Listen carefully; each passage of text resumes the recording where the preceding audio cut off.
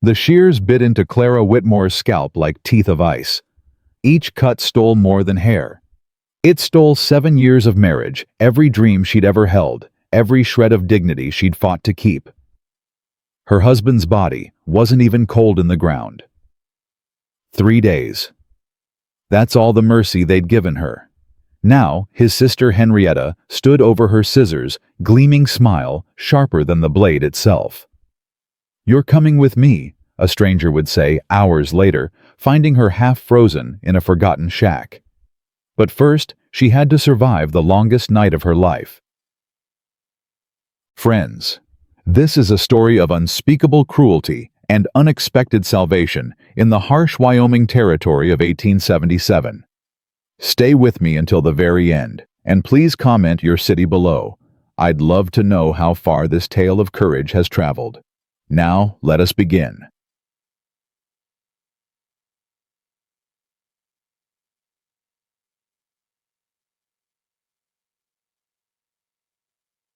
The first cut was the cruelest.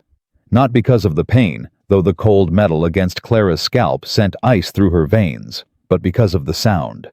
That terrible snip echoed across the frozen yard like a gunshot announcing to the world that Clara Abigail Whitmore was no longer a woman worth respecting.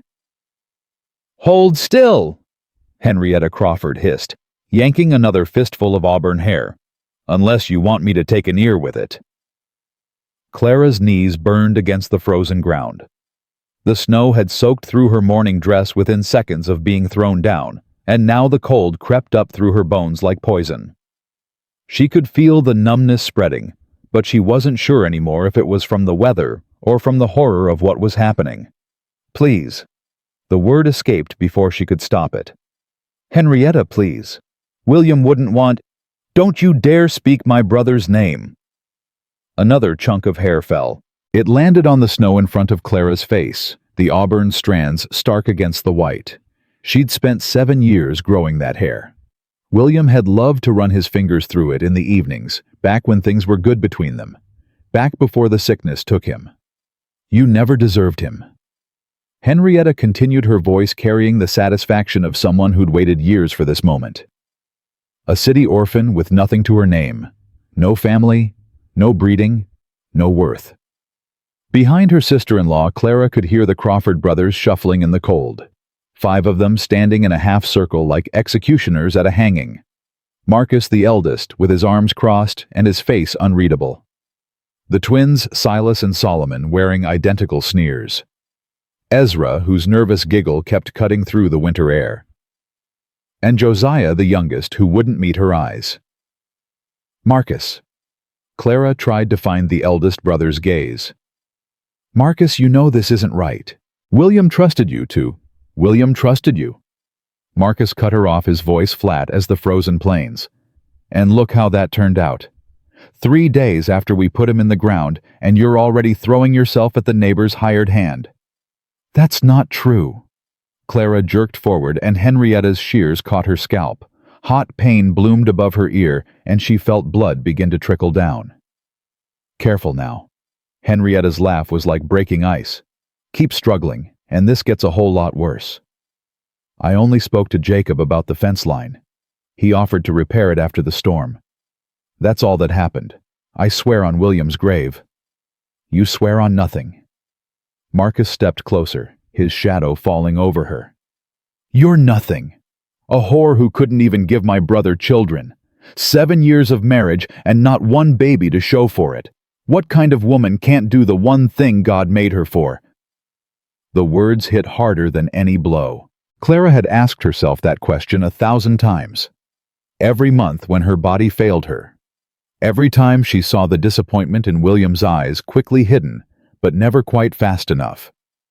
Every Christmas when Henrietta would parade her own children through the house, making pointed comments about how quiet things must be without little ones running around. "I loved him," Clara whispered. "I stayed with him through the sickness. I held his hand when he—" "You held his hand while you waited for him to die so you could have the ranch. That's a lie." "Solomon." "Or was it?" Silas laughed. "Whole county knows you've been eyeing the Turner spread. Heard you've been real friendly with their hired man. What's his name, Jake something. Jacob Brennan. And I've spoken to him exactly twice. Once when he came to offer condolences, and once about the fence. Twice is all it takes for a woman like you." Clara's fingers dug into the frozen earth. She wanted to scream. She wanted to fight. But she was one woman against 6, and the cold was stealing her strength with every passing second. "William left me the house," she said, trying to find solid ground. "It's in his will. The property is mine." The silence that followed was worse than the insults. Then Marcus smiled, and Clara understood that she'd made a terrible mistake. "About that." He pulled a folded paper from his coat.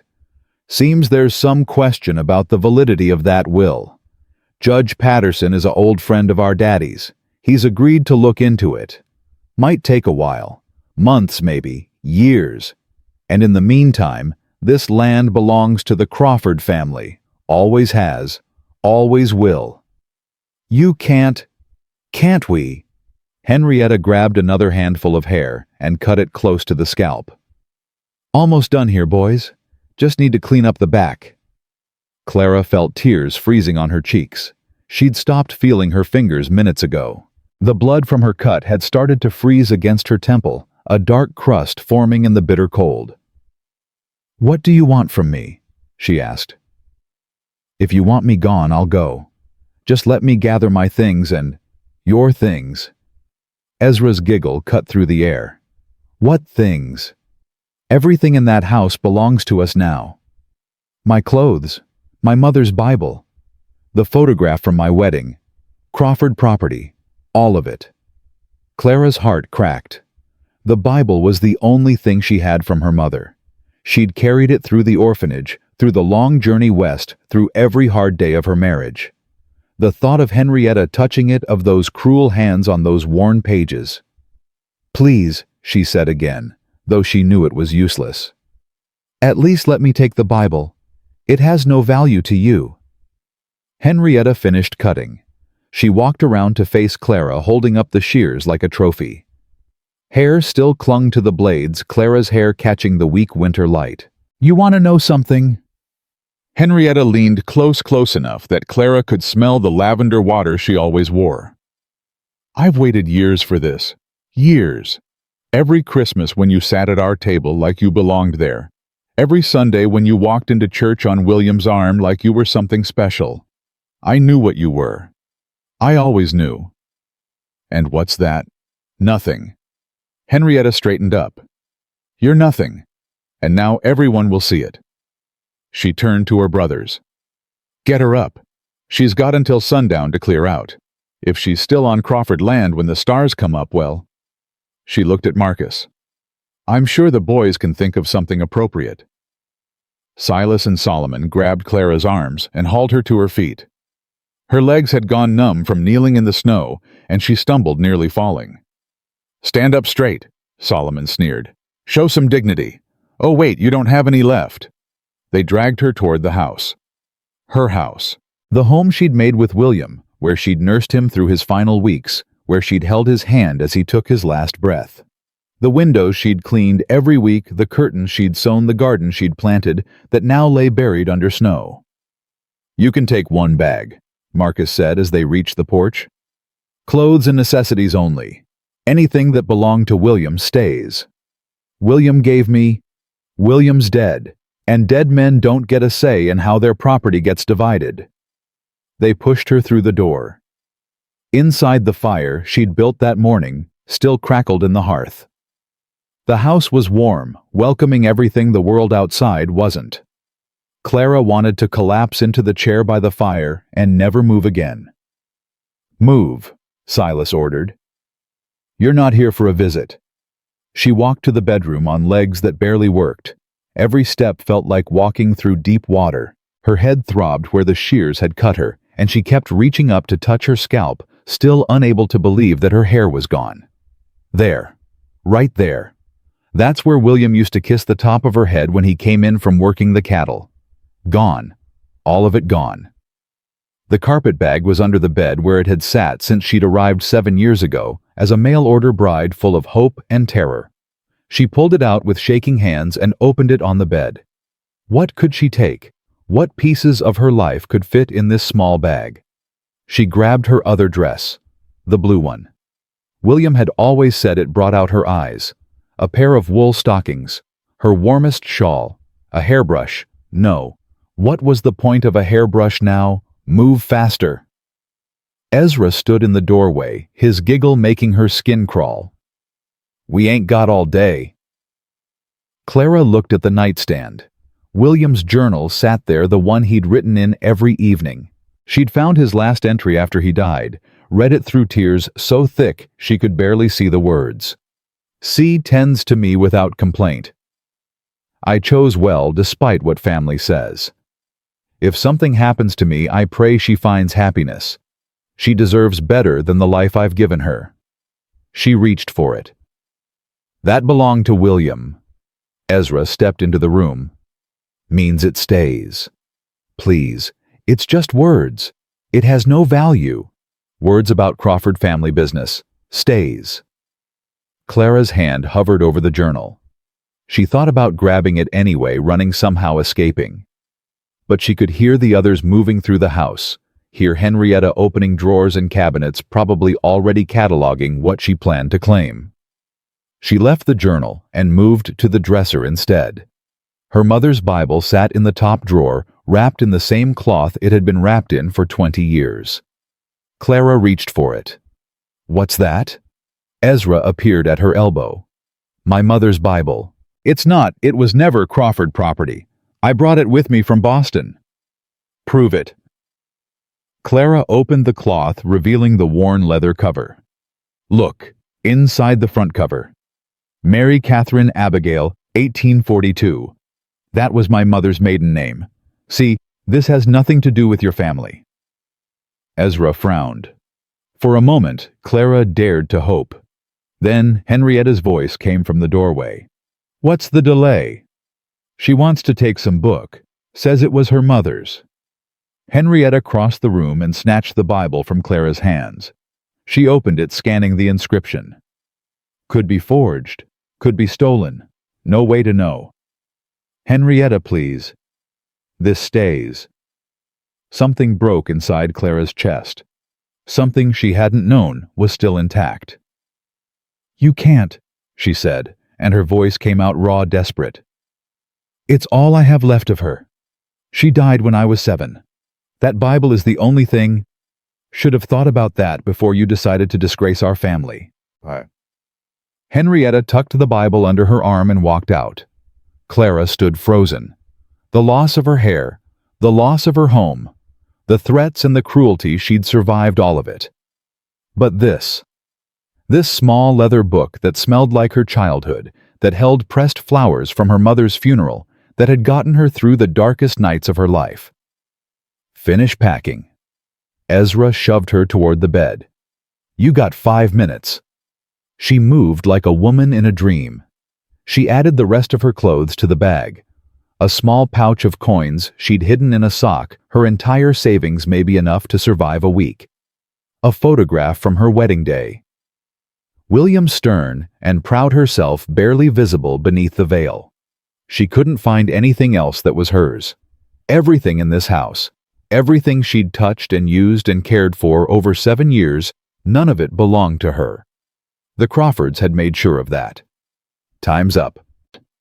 They marched her back through the house, past Henrietta, who was already rearranging furniture, past Marcus, who stood by the fire warming his hands like he owned the place. Because he did now. Somehow, in the space of an hour, they'd taken everything. At the door, Clara turned back one last time.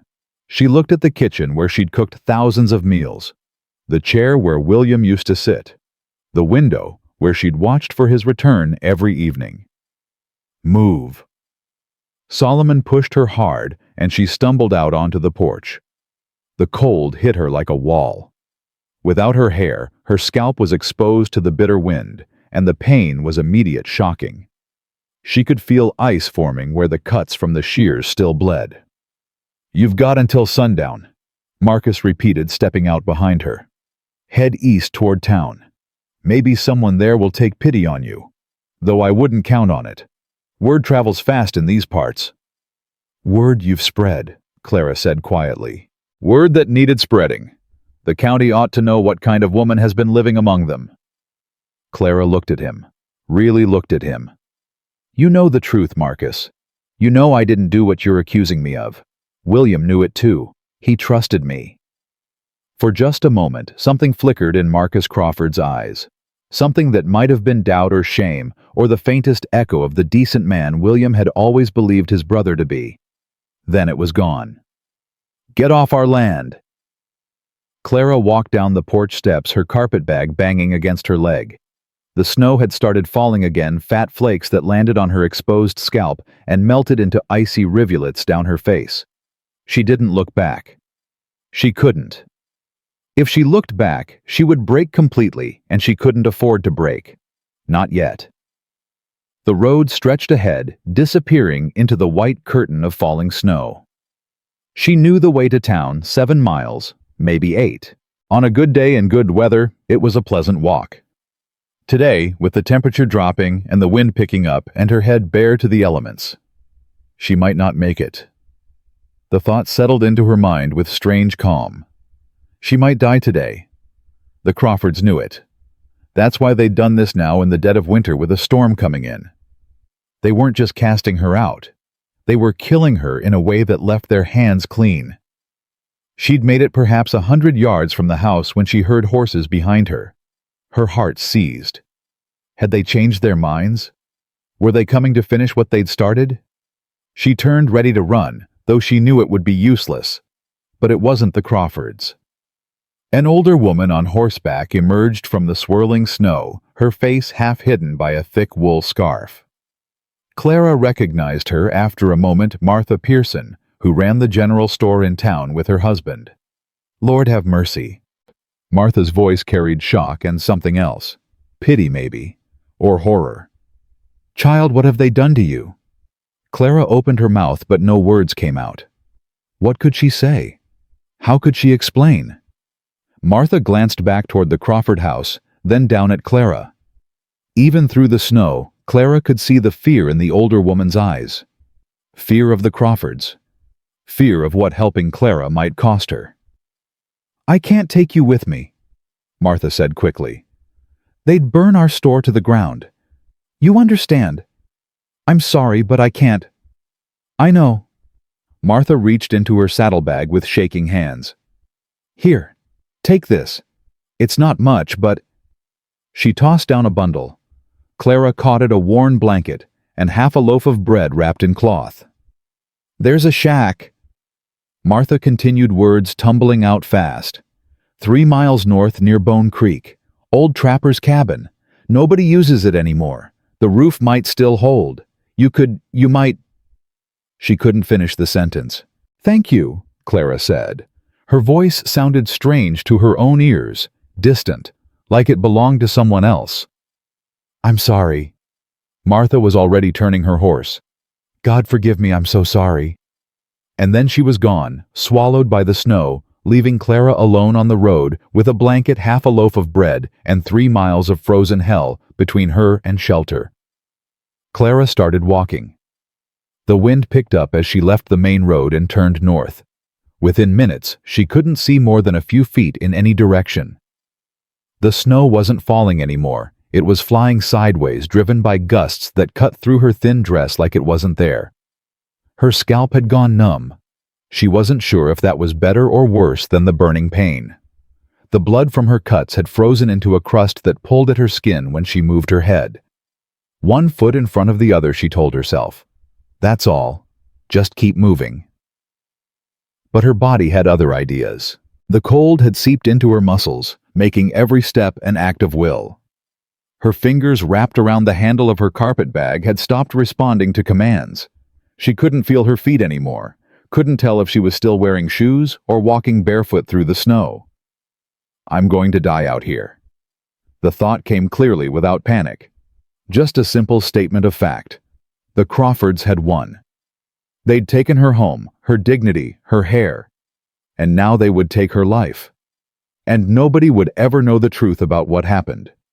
She'd just be the shameless widow who wandered into a blizzard and froze to death. A cautionary tale. A warning. No. The word rose up from somewhere deep inside her, fierce and hot. No. She was not going to die in this snow. She was not going to let Henrietta Crawford win.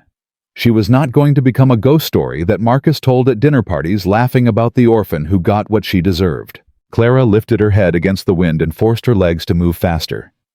3 miles. Just 3 miles. She lost track of time. The world had shrunk to nothing but white and cold, and the endless effort of putting one foot in front of the other. She fell once, then twice, then more times than she could count. Each time she got back up. Each time she told herself that the shack was just ahead, just around the next bend, just over the next rise. And then, finally, it was. The cabin materialized out of the blizzard like a mirage, a small dark shape, hunched against the hillside. Clara stumbled toward it, her numb hands scrabbling at the door until it creaked open. Inside was darkness and dust, and the musty smell of abandonment. But it was out of the wind, out of the snow. That was enough. Clara collapsed onto the floor just inside the door and let the darkness take her. She woke to cold so deep it had settled into her bones. The storm still raged outside. Through the gaps in the walls, she could see snow piling up, could hear the wind screaming like something alive. But she was still here, still breathing, still fighting. She forced herself to move. Her body protested, every motion, joints creaking like old wood muscles screaming with every attempt to respond. But she got to her knees, then to her feet. A narrow bunk sat against the far wall. An old stove squatted in the corner, its pipe leading up through the roof. And beside the stove, a miracle she hadn't dared hope for, a pile of wood dried and ready for burning. It took her 5 tries to get a fire started. Her fingers wouldn't cooperate, and she'd lost feeling in them hours ago. But finally a flame caught. Then another. Then the wood was crackling and popping and sending heat radiating through the tiny space. Clara huddled as close as she dared, watching her frozen skin slowly come back to painful life. The warmth brought feeling back to her scalp too, and with it came the full horror of what had been done to her. She raised one trembling hand to her head. Stubble. That's all that was left. Uneven, patchy stubble interrupted by the rough texture of dried blood where the shears had cut too deep. She traced the damage with her fingertips, mapping the geography of her humiliation. "You're nothing now," Marcus had said. Was he right? She pulled the blanket Martha had given her around her shoulders and stared into the fire. Her mother's Bible was gone. William's journal was gone. Her home, her life, her identity. All of it stripped away in a single morning. Who was she now? A survivor. Something whispered in the back of her mind. You walked 3 miles through a blizzard with no hair and nothing but the clothes on your back, and you lived. That's who you are. But survival wasn't the same as living. And right now, huddled in this forgotten shack, with nothing but half a loaf of bread between her and starvation, Clara couldn't see a path forward. The Crawfords had made sure of that. By tomorrow, everyone in the county would know what they'd done, or rather, what they'd said she'd done. No decent establishment would hire her. No respectable family would take her in. She was marked, ruined, finished, unless someone believed her, unless someone saw through the lies, unless somehow, somewhere, there was still a chance. Keep breathing, she told herself. Get through tonight. Tomorrow will take care of itself. She ate a small piece of the bread, carefully making it last, and drank snow melted in her cupped hands. The fire crackled and popped, throwing shadows that danced across the walls. Outside, the wind howled like a pack of wolves closing in on wounded prey. And somewhere in the back of Clara's mind, a small voice reminded her that this wasn't over. The Crawfords might have won the first battle, but the war was far from finished. She curled up on the bunk, pulling the thin blanket tight, and closed her eyes. Tomorrow would come, and when it did, she would be ready. The fire had burned down to embers when she heard the sound. Hoofbeats, coming closer. Clara's eyes flew open, her heart hammering against her ribs. Had the Crawfords found her? Had they decided that exile wasn't punishment enough? She scrambled off the bunk, looking wildly for something she could use as a weapon. There by the stove, a rusted poker. It wasn't much, but it was better than nothing. The hoofbeats stopped outside the cabin. Clara pressed herself against the wall beside the door, poker raised. Her hands were shaking, but she forced them steady. If the Crawfords had come to finish her off, they'd find that she wasn't going quietly. A knock at the door, firm but not aggressive. Then a voice. Deep. Male. Unfamiliar. "Ma'am, I know you're in there. I saw the smoke from your fire." Clara didn't answer. It could be a trick. It could be one of Marcus's friends, someone sent to drag her back for whatever appropriate punishment the Crawford brothers had devised. "My name is Nathaniel Hartwell. I own a ranch about 10 miles west of here. I'm not here to hurt you." Still, she said nothing. A pause. Then, "I heard what happened. What the Crawfords did. I'm here to help if you'll let me." Clara's grip on the poker tightened. Nobody helped. That was the lesson she'd learned today. Martha Pearson had been too afraid. The whole town would be too afraid. Why should this stranger be any different, ma'am? The voice was patient, steady. "It's 17 degrees out here and dropping. I'm not leaving without knowing you're safe. But I'd rather have this conversation inside where we're both not freezing to death." She could hear something in his voice. Not pity, she'd had enough of pity. Not morbid curiosity. Something else. Something that sounded almost like respect. Slowly, Clara reached for the door handle. "I have a weapon," she said through the wood. "I'll use it." I'd expect nothing less from a woman who walked 3 miles through a blizzard. She opened the door. He was tall, that was the first thing she noticed. Tall and broad-shouldered, with dark hair going silver at the temples, and eyes the color of amber in firelight. He wore a rancher's coat, thick and practical, and a wide-brimmed hat dusted with snow.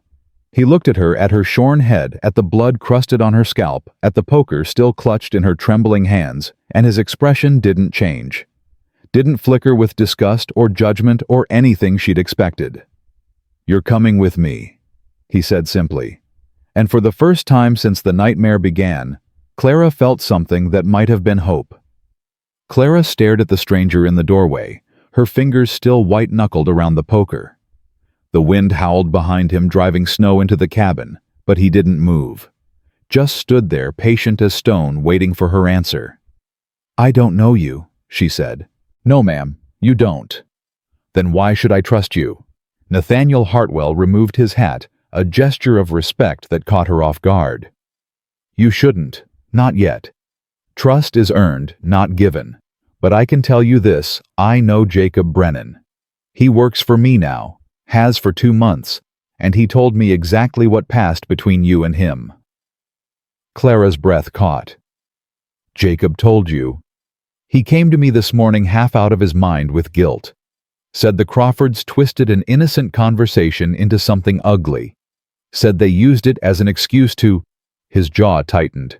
"Well, I can see what they used it for." She reached up instinctively to touch her bare scalp, then stopped herself. She wouldn't show weakness. Not again.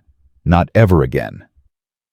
"Even if that's true," she said carefully, "why would you involve yourself? The Crawfords have power in this county. They have friends. Anyone who helps me. The Crawfords are cowards and bullies." His voice carried no heat, just cold certainty. "They prey on those who can't fight back. Well, ma'am, I can fight back, and I'm offering you my protection." "In exchange for what?" Something flickered in his amber eyes. Not offense, something closer to approval. "Smart question. Most folks in your position would have jumped at any offer. Most folks in my position are dead by now. Which is exactly why you're not most folks." He stepped back from the doorway, giving her space. "I'm not asking for anything improper if that's your concern. I need help at my ranch. My housekeeper, Consuelo, she's getting on in years. place has grown too big for her to manage alone. I'm offering you honest work for honest wages. A room in the main house. Protection from anyone who'd do you harm." Clara studied him. The set of his shoulders. The way he held himself confident, but not aggressive. The lines around his eyes that spoke of years spent squinting into harsh sun, watching over land and livestock. "Why?" she asked again. The truth this time: nobody risks making enemies of the Crawfords for a stranger. Nobody. Nathaniel was quiet for a long moment. When he spoke, his voice had changed. Softer. Older. "My wife died 2 years ago. Consumption. Took her slow piece by piece while I watched, and couldn't do a damn thing to stop it." He paused. "Toward the end, when she could barely breathe, she made me promise something. Said I had to use whatever power I had to help those who couldn't help themselves. Said if I didn't, her death would mean nothing." Clara felt something shift in her chest. Not trust, not yet, but the possibility of it. "And when I heard what happened to you yesterday," Nathaniel continued, "heard how they shamed you and cast you out with nowhere to go, I knew Sarah would want me to act." "Your wife sounds like she was a good woman." "The best I ever knew." He put his hat back on. "Now, ma'am, I've got 2 horses outside, and this storm isn't getting any better. You can stay here and try to survive on half a loaf of bread, or you can come with me and have a fighting chance. Choice is yours." Clara looked around the cabin. The dying fire, the thin blanket, the darkness pressing in from every corner. Then she looked at the man in the doorway, this stranger who'd ridden through a blizzard to find her. She set down the poker. "I'll need to get my things." "Take your time. I'll be outside with the horses." He disappeared into the swirling snow, leaving her alone with her decision. Clara gathered her carpet bag, her fingers trembling from cold or fear or hope she couldn't tell. She wrapped the blanket around her shoulders, took one last look at the shack that had saved her life, and walked out into the storm. Nathaniel had brought a second horse, a gentle-looking mare with a white blaze on her forehead. He helped Clara mount without comment, his hands respectful and brief. "Can you ride?" he asked. "A little. William taught me." "This is Buttercup. She's steady as they come. Just hold on and let her follow my lead." They set off into the blizzard, Nathaniel's horse breaking trail through the deepening snow. Clara hunched low over Buttercup's neck, trying to protect her exposed scalp from the cutting wind. Every gust felt like knives against her skin. "Here." She looked up to find Nathaniel holding out his hat. "I can't take your... I've got hair to keep my head warm. You don't." His voice was matter-of-fact, without pity. "Take it." She did. The hat was too big, but it blocked the wind, and the relief was immediate. "Thank you." "Don't thank me yet. The Crawfords will come calling once they hear where you've gone." "Let them come." The words surprised her. Where had that steel come from? Nathaniel glanced back at her, and she could have sworn she saw him smile. They rode for what felt like hours. The storm began to ease as they climbed into the foothills, the snow falling softer now, the wind dying to a whisper. Clara's body ached from cold and exhaustion, but she forced herself to stay upright in the saddle. She would not fall. She would not show weakness. "There," Nathaniel said, finally pointing ahead. Clara lifted her head and saw it a ranch spreading across a valley like something from a dream. The main house sat solid and welcoming against the white landscape smoke rising from its chimneys, windows glowing with warm light. Barns and outbuildings dotted the property, and even through the fading storm, she could see cattle on the distant hillsides. "Iron Creek Ranch," Nathaniel said. "Been building it for 15 years. Started with nothing but 160 acres of scrubland nobody wanted. It's beautiful. It's home." He urged his horse forward. "Come on. Consuelo will have hot food waiting." As they rode through the main gate, Clara noticed men emerging from the buildings. Ranch hands, their faces curious, but not hostile. They touched their hats as she passed, a gesture of respect that brought fresh tears to her eyes. Nobody had treated her with respect in a very long time. A woman appeared on the porch of the main house as they approached. She was perhaps 55, round and solid, with dark hair, streaked gray, and eyes that seemed to see everything at once. She watched them approach without expression. "Consuelo," Nathaniel called out. "We've got company." The woman descended the porch steps, moving with surprising grace for her size. She walked straight to Clara's horse and looked up at her, taking in the too big hat, the shorn head, the haunted eyes. "Dios mío," she breathed. Then louder, "Get down from there, child. You look half dead." Clara tried to dismount, but her legs had gone numb from hours in the saddle. She would have fallen if Consuelo hadn't caught her strong arms, wrapping around her like a mother's embrace. "I've got you," Consuelo murmured. "I've got you now."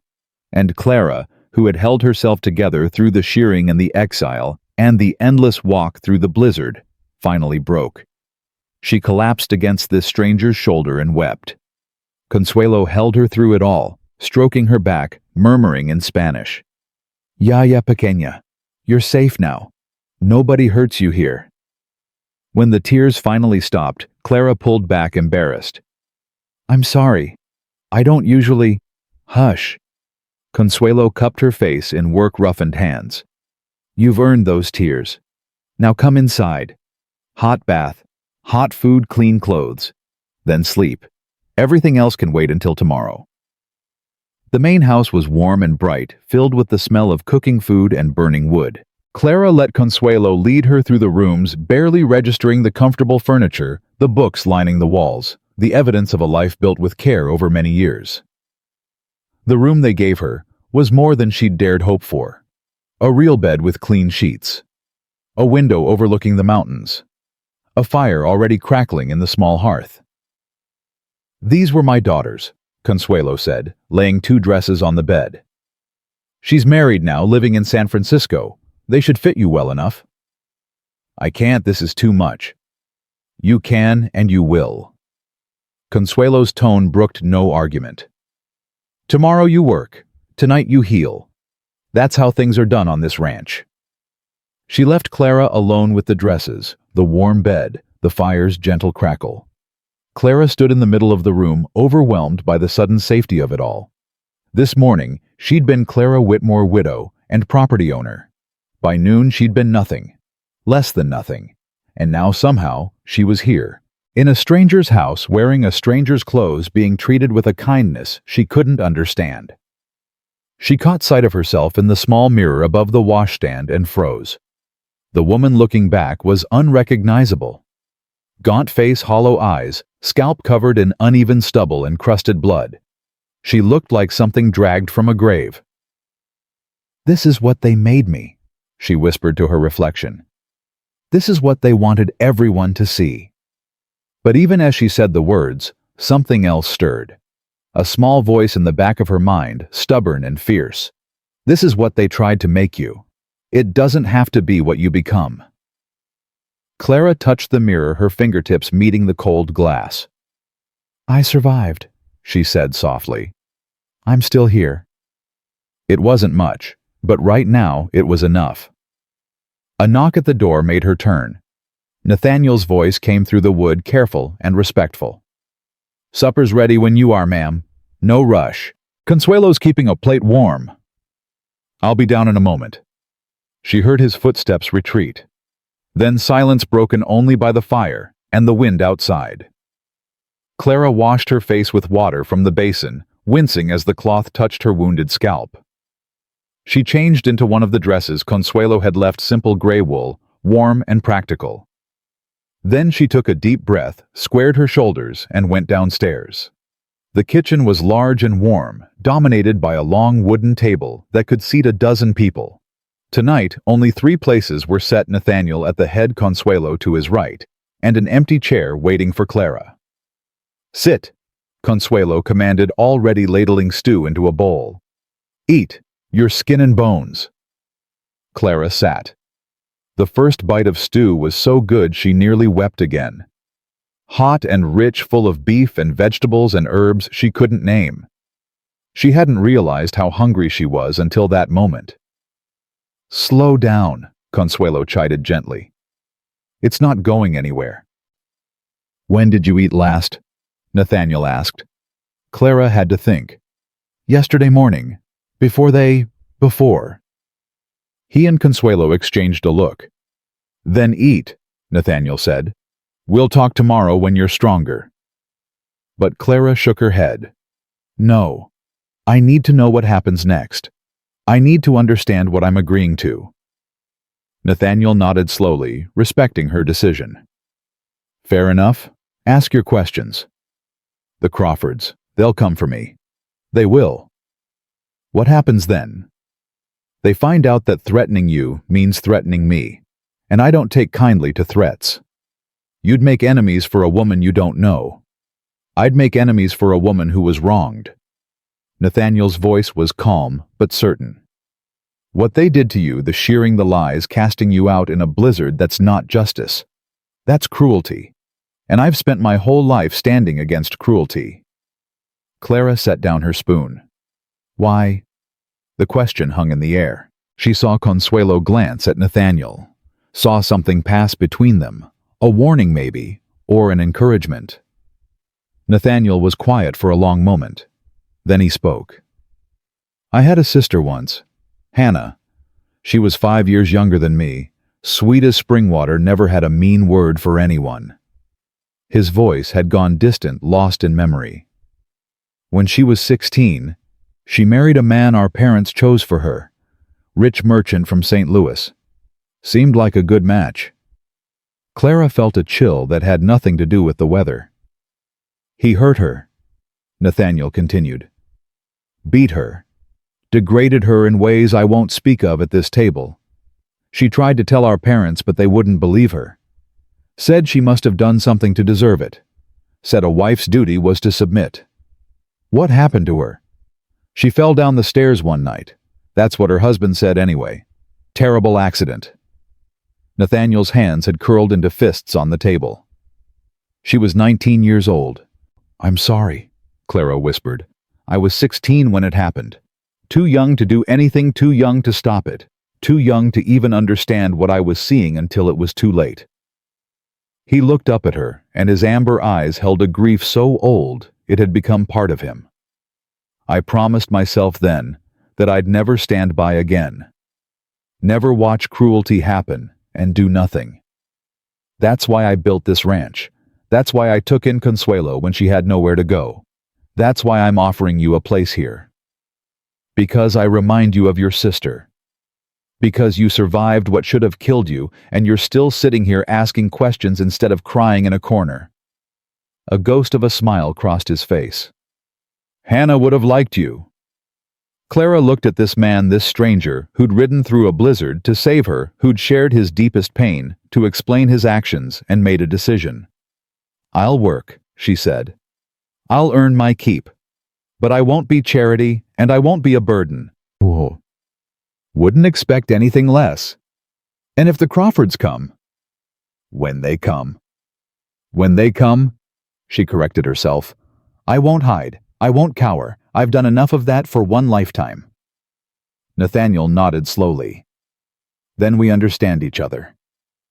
Consuelo reached across the table and squeezed Clara's hand. "Welcome to Iron Creek Ranch, mija. Now finish your stew before it gets cold." Clara ate. And for the first time since William's death, she felt something other than despair. She felt hope.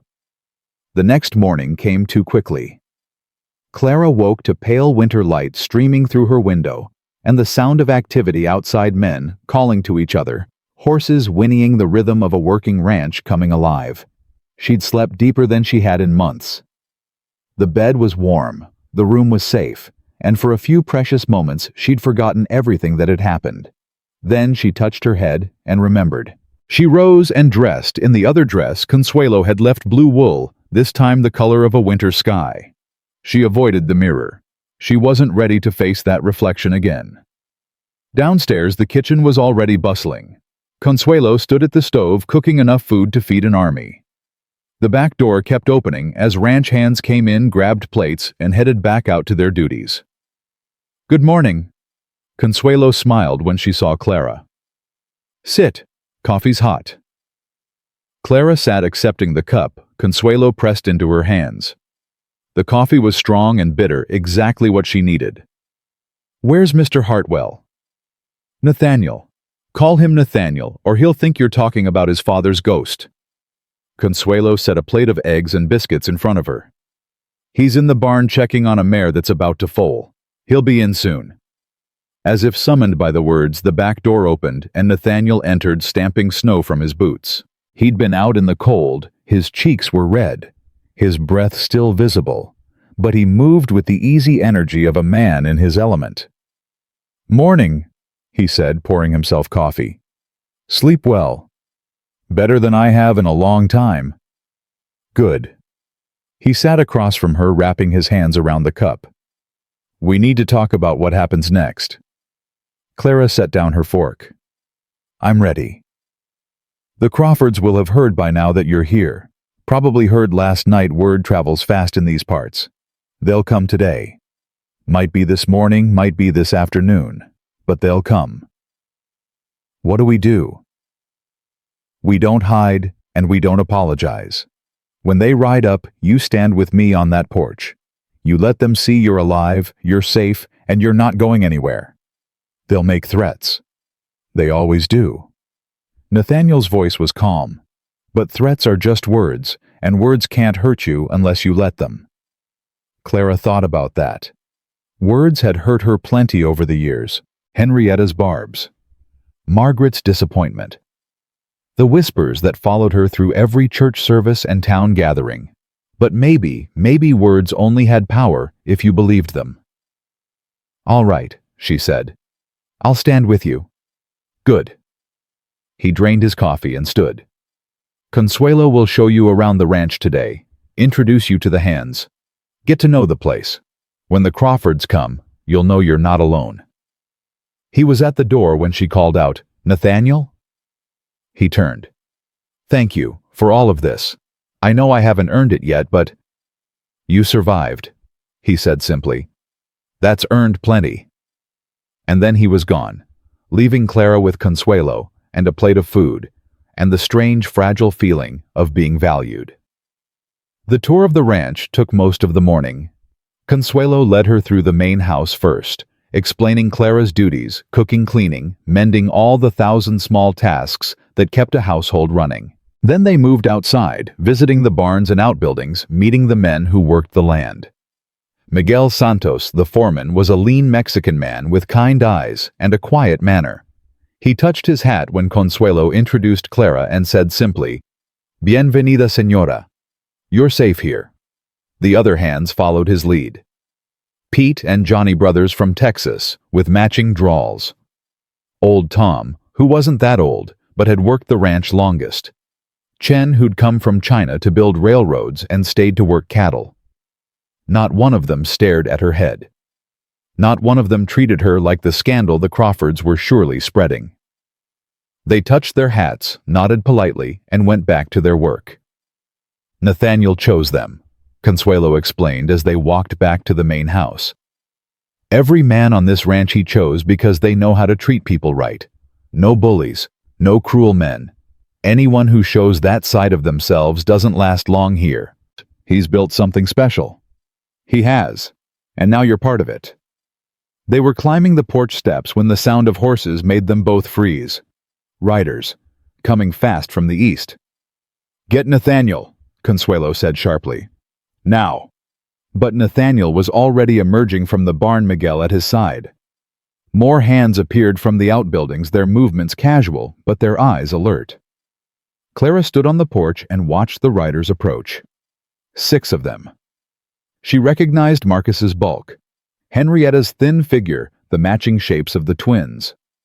Her stomach clenched, but she forced herself to stay still. To breathe. "I won't cower. I won't hide." Nathaniel climbed the steps and stood beside her. His hand brushed her elbow, brief, reassuring. "Remember," he said quietly, "they're just words." The Crawfords pulled up at the edge of the yard, keeping their distance. Marcus's eyes found Clara immediately, and his face twisted with something between rage and disbelief. "Well, well," he called out. "The whore found herself a new protector." "Watch your mouth, Crawford." Nathaniel's voice carried across the yard cold and hard. "You're on my land now. Your land harbors a criminal, a woman who what? Talked to a ranch hand about fixing a fence." Nathaniel stepped forward, and Clara saw several of the Crawfords shift nervously in their saddles. "Jacob Brennan works for me. I know exactly what passed between him and Mrs. Whitmore, and I know exactly what lies you've been spreading." Henrietta pushed her horse forward. "Lies, look at her. She's showing herself in public like she has no shame. She has nothing to be ashamed of." Nathaniel's words fell like stones. "You're the ones who should be ashamed. Shearing a widow like she was livestock, driving her into a blizzard to die, stealing her property while her husband's body was barely cold. That property belongs to our family. Does it? Because I've sent word to Judge Harrison in Cheyenne. He'll be very interested to hear how the Crawford family interprets inheritance law." The silence that followed was deafening. Clara watched Marcus's face change, saw the calculation behind his eyes. "You're bluffing," Marcus said finally. "Try me."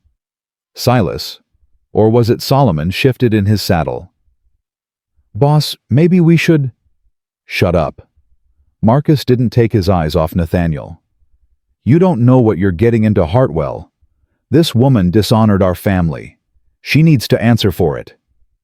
"She's answered enough." Nathaniel's voice was quiet now, almost gentle, but somehow more dangerous for it. "She walked 3 miles through a blizzard with nothing but the clothes on her back. She nearly died from what you did to her. If that's not enough punishment for the crime of talking to a neighbor, I don't know what is. She belongs to us. She belongs to herself."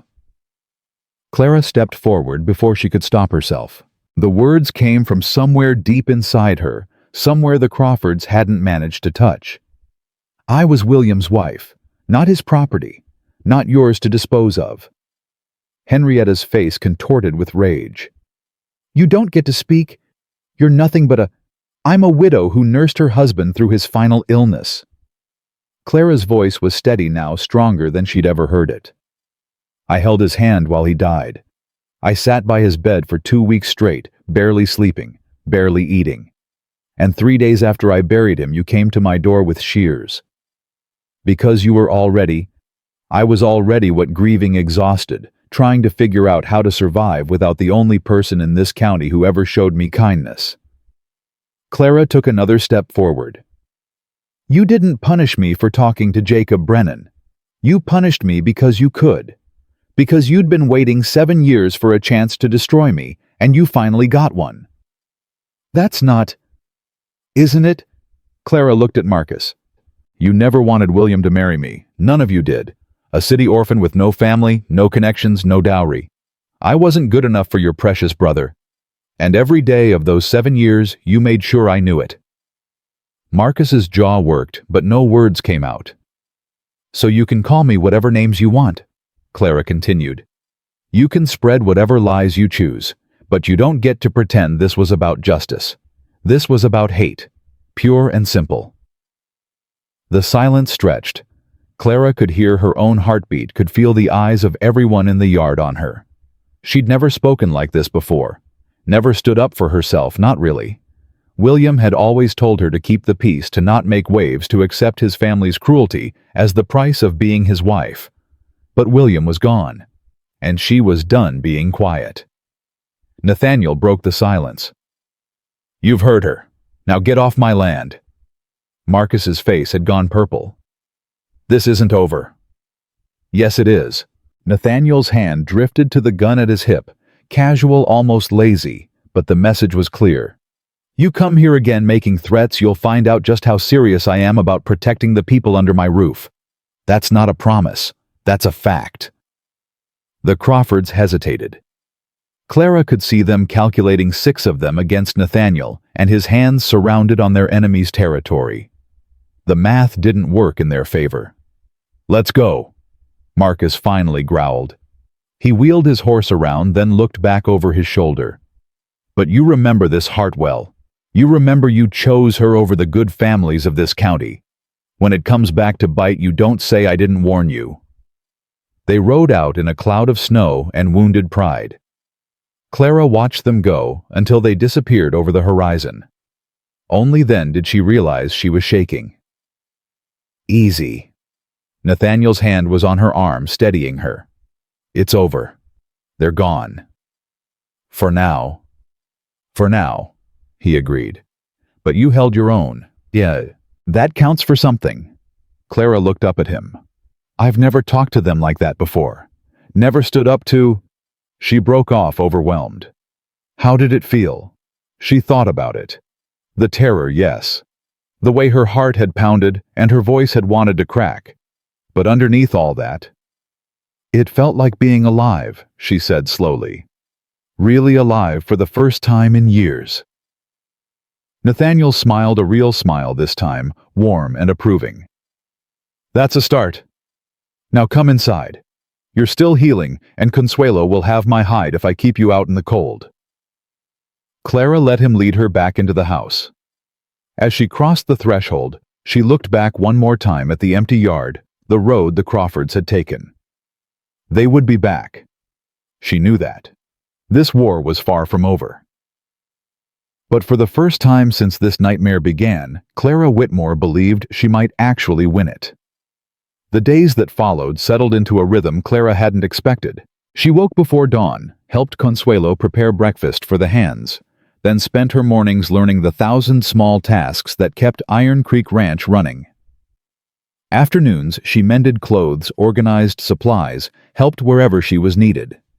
Evenings, she ate with Nathaniel and Consuelo at that long kitchen table, listening to stories of the ranch, the land, the people who'd built lives here. Her hair began to grow back. Just a soft fuzz at first, darker than before, but it was something. A sign that her body was healing, even as her heart remained bruised. You're getting stronger. Consuelo observed one morning watching Clara knead bread dough with practiced hands. When you first came here, I thought the wind might blow you away. I feel stronger. Clara pushed the heels of her palms into the dough. I didn't know I could feel this way. What way? Clara paused, searching for the right words. Like I'm allowed to take up space. Like I'm not just waiting for the next bad thing to happen. Consuelo nodded slowly. That's what safety feels like, mija. Most people never know they were missing it until they finally have it. The kitchen door opened, and Nathaniel entered with a gust of cold air. Snow dusted his shoulders. It had been falling steadily for 2 days now, adding to the drifts that already reached the windowsills. We've got a problem, he said without preamble. Jake just rode in from town. The Crawfords have been busy. Clara's hands stilled on the dough. What kind of busy? The kind that involves spreading stories. Nathaniel pulled off his gloves, his jaw tight. They're saying you tried to poison William before he died. That's why he got sick.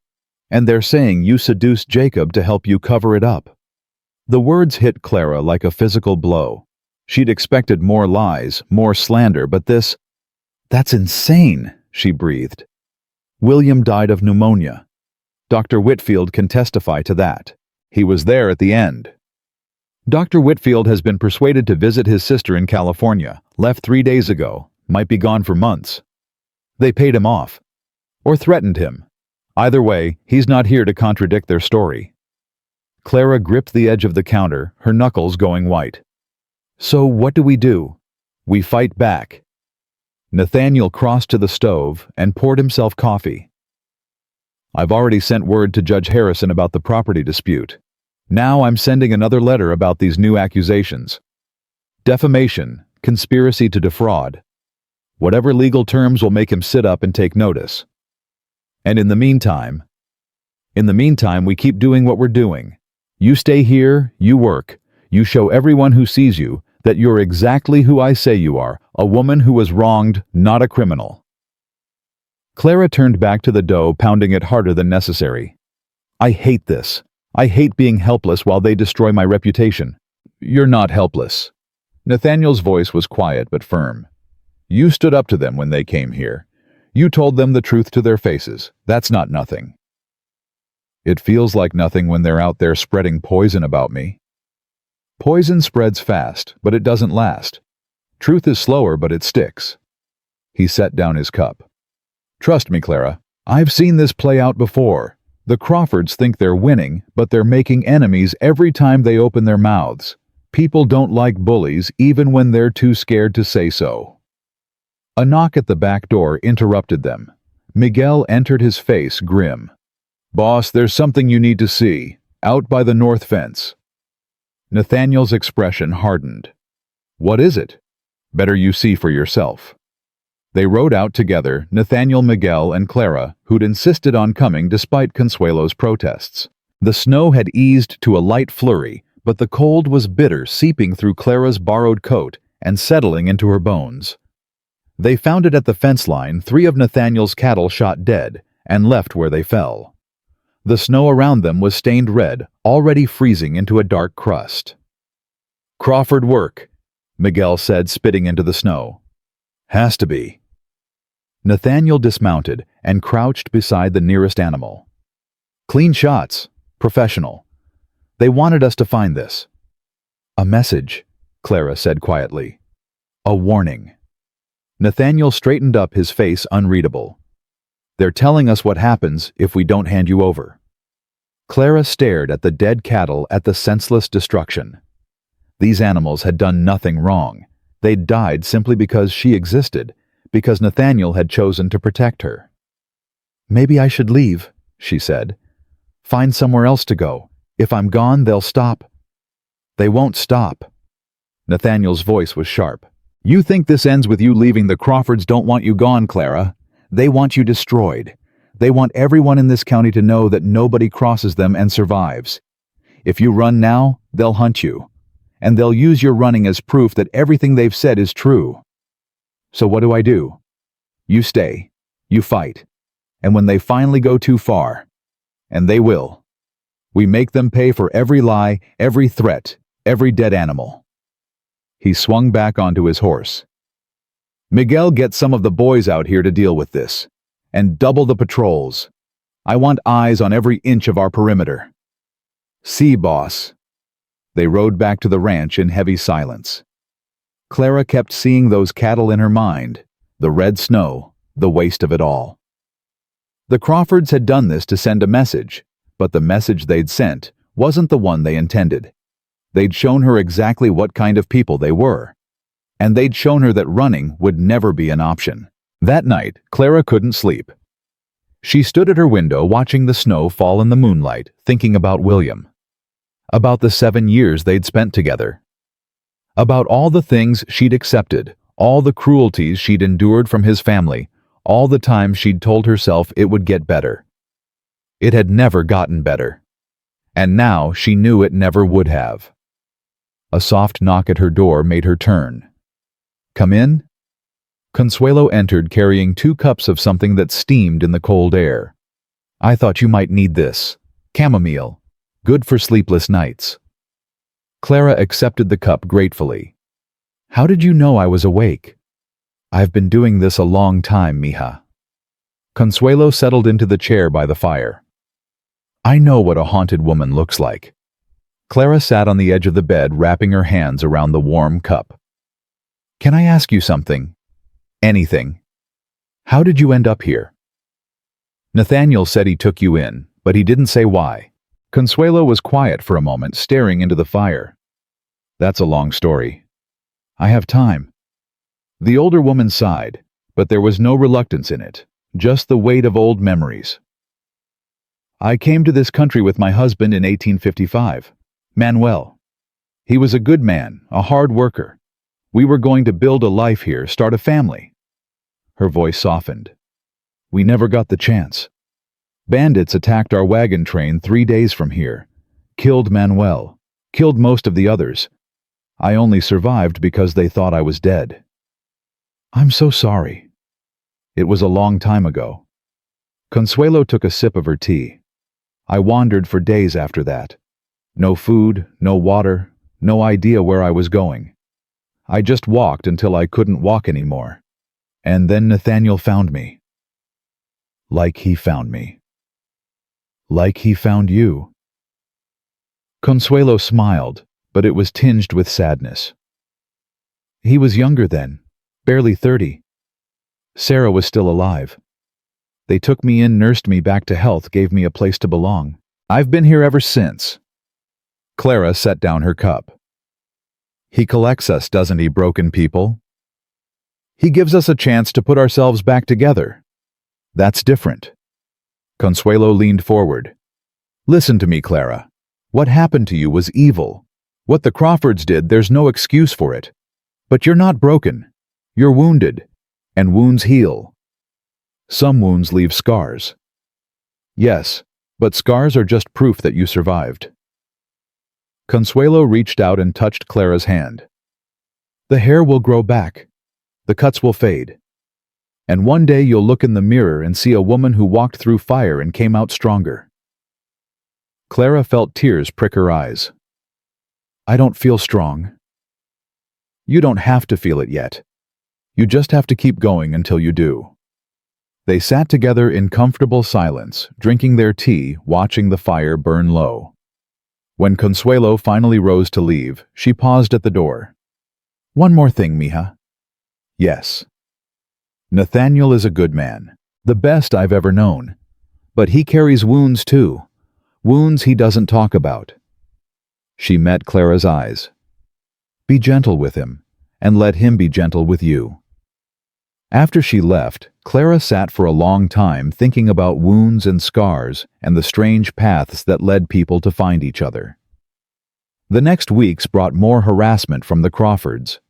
Fence lines cut in the night. A water trough poisoned. 2 more cattle found dead.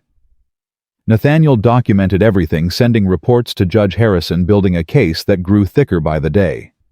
But it also brought something else, allies. Martha Pearson was the first. She arrived at the ranch one afternoon, her face pale with determination, carrying a basket of supplies. I should have done more, she said when Clara opened the door. That day on the road, I should have taken you with me. You gave me what you could. It was enough to save my life. It wasn't enough. Martha's eyes were bright with unshed tears. I was a coward. We all were. But I'm done being afraid of them. Whatever you need, whatever I can do to help, I'm here. She wasn't the only one. Over the following days, others came. The pastor's wife bringing blankets and quiet support. A rancher from the next valley offering to testify about the Crawfords' long history of intimidation. A young woman named Sarah Miller, who'd been engaged to Josiah Crawford until she'd seen how the family really operated. He's not like the others, Sarah said of Josiah. There's good in him, but he's too weak to stand up to Marcus and Henrietta. He does what they tell him because he's afraid of what happens if he doesn't. That's not an excuse, Clara said. No, it's not. Sarah looked down at her hands. But I thought you should know. Not all of them are evil. Some of them are just trapped. The information settled into Clara's mind, a puzzle piece she wasn't sure where to place. Then came the day that changed everything. Clara was in the barn helping Miguel sort through supplies when she heard the commotion. Shouts, running footsteps, the sharp crack of a gunshot. She rushed outside to find chaos. A wagon had arrived while she was in the barn, a family by the look of it. A man, a woman, 3 children huddled together. The man was bleeding from a wound on his arm, and the woman was screaming something Clara couldn't understand. Nathaniel was already there, issuing orders directing the hands. Clara ran toward him. What happened? Ambush on the road. His face was grim. They were heading to town when riders came out of nowhere. Shot at them, tried to run them off the road. The Crawfords. The riders wore masks, but the description matches. Nathaniel turned to the injured man. Sir, can you tell us what happened? The man, thin, exhausted, clearly terrified, clutched his bleeding arm. We're just passing through. Came from Oregon heading south. They stopped us, asked if we were going to the whore's hideout. When my wife said she didn't know what they meant, they started shooting." Clara felt the blood drain from her face. "They attacked innocent people because of me." "They attacked innocent people because they're monsters." Nathaniel's voice was hard. "This isn't on you, Clara. This is on them." But Clara couldn't shake the guilt. These people, this family with their children and their dreams of a new life, had nearly died because the Crawfords wanted to send her a message. She helped Consuelo tend to the wounded man, while Nathaniel made arrangements for the family to stay until they were fit to travel. The children were young, the youngest barely 4, and they clung to their mother with wide, frightened eyes. "I'm sorry," Clara told the woman. "I'm so sorry this happened to you." The woman, her name was Eleanor, studied Clara for a long moment, taking in her short hair, her haunted eyes, the way she carried herself like someone who'd learned to expect the worst. "You're her, aren't you? The one they're spreading stories about." Clara nodded, unable to speak. "They said you were a murderess, a seductress, a woman so evil that God himself had marked her with baldness." Eleanor's voice was flat, recounting the lies like items on a list. "But looking at you now, all I see is someone who's been hurt, someone who's surviving. That doesn't excuse what happened to your family." "No, but it explains it." Eleanor reached out and took Clara's hand. "My grandmother used to say that you can judge a person by their enemies. If the people spreading those stories are the same people who shot at my husband in front of our children, then I reckon their stories aren't worth the breath it takes to tell them." Clara couldn't respond. The kindness was too unexpected, too undeserved. She squeezed Eleanor's hand and fled before the tears could fall. That night, Clara found Nathaniel on the porch, staring out at the snow-covered landscape.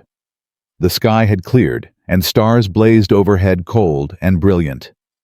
"It's getting worse," she said quietly, joining him at the railing. "Yes." "When does it end?" Nathaniel was silent for a long moment. "It ends when they go too far and the law finally has to act. Or it ends when they decide we're not worth the trouble.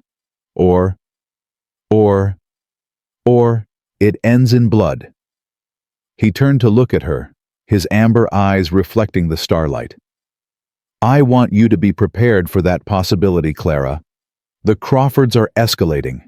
Every attack, every lie, every dead animal, they're building toward something, and when it comes, it's going to be violent." "Are you trying to scare me?" "I'm trying to be honest with you. You deserve that." Clara considered his words. The fear was there, of course, it never really left. But underneath it, she found something else, something that felt like steel. "I'm not going to run," she said. "I know. And I'm not going to hide. I know that too. So what do we do?" Nathaniel turned back to the stars. "We get ready. We document everything. We build our case and wait for the law to catch up. And if the law fails us..." His hand drifted to the gun at his hip. "We make sure we're ready to defend ourselves." Clara nodded slowly. It wasn't the answer she wanted, but it was the truth, and she was done living lies. "Nathaniel..." "Yes." "Why did you really come for me that day? The whole truth." He was quiet for so long, she thought he wouldn't answer. When he finally spoke, his voice was rough. "Because when I heard what they'd done to you, I saw Hannah. I saw Sarah. I saw every woman I've ever known who was hurt by men who thought their strength gave them the right to destroy." He paused. "And I saw a chance to finally do something right, to save someone I couldn't save before. I'm not Hannah or Sarah. No, you're Clara." He looked at her, then really looked at her, and something passed between them that Clara couldn't name. "And you're worth saving on your own account.